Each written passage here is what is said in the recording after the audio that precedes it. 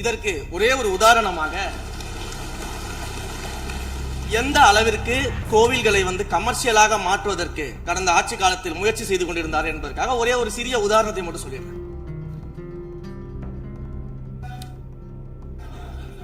அருள்மிகு குன்னூரில் இருக்கக்கூடிய அருள்மிகு விநாயகர் திருக்கோயில், ஏறத்தாழ அந்த கோயில்கள் இருந்து கோயில் நிதியை பயன்படுத்தி 10 கோடி ரூபாய் மதிப்பில ஒரு மல்டி லெவல் கார் பார்க்கிங் வசதியை அந்த கோயிலுக்கு ஏற்படுத்துவதற்கான திட்டத்தை இந்த அரசு அனுமதித்திருக்கிறது.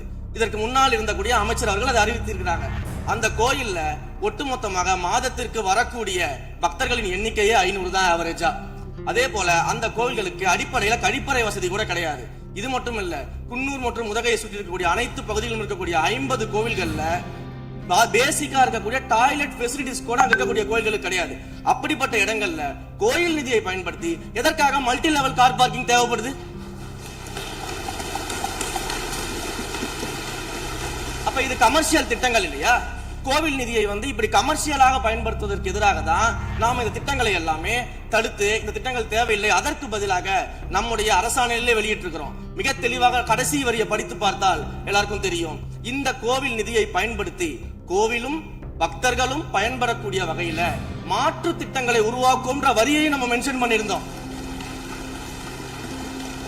எந்த இடத்திலையுமே மக்கள் பயன்படக்கூடிய கல்வி நிலையங்களையோ இல்ல இது போன்ற மருத்துவ வசதிகளையோ நாம செய்து தரமாட்டோம்னு சொல்லல.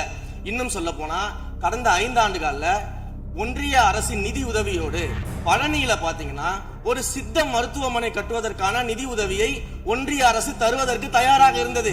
ஆனா கடந்த ஆட்சியில அந்த திட்டத்தை அப்படியே கிடப்புல போட்டுட்டு, கேட்டா ரெக்கரிங் செலவை எங்களால ஏத்துக்க முடியாது அப்படின்னு சொல்லி கிடப்புல போட்டு வச்சிருந்த இந்த திட்டத்தை நாம இன்றைக்கு கையில் எடுத்து அதை துவங்குவதற்கான ஆய்வில் இறங்கியிருக்கிறோம்.